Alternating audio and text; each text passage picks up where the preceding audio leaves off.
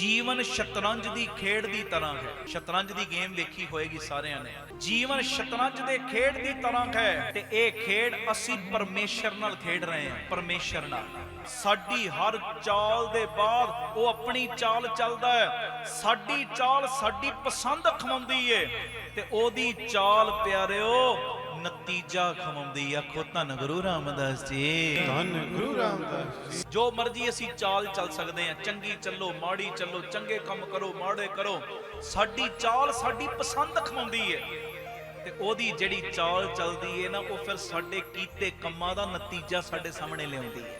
ਇਸ ਕਰਕੇ ਇਹ ਸ਼ਤਰੰਜ ਦੀ ਬਾਜੀ ਦੇ ਵਿੱਚ ਮਾਲਕ ਦੇ ਨਾਲ ਅਸੀਂ ਖੇਡਾਂ ਕਰ ਰਹੇ ਹਾਂ, ਪਰ ਕੋਸ਼ਿਸ਼ ਕਰੋ ਜਦੋਂ ਮਾਲਕ ਵੱਲੋਂ ਚਾਲ ਚੱਲੀ ਜਾਵੇ ਨਾ, ਜਿਹੜਾ ਰਿਜ਼ਲਟ ਨਿਕਲਣਾ ਨਾ ਉਹ ਰਿਜ਼ਲਟ ਤੋਂ ਅਸੀਂ ਦੁਖੀ ਨਾ ਹੋਈਏ।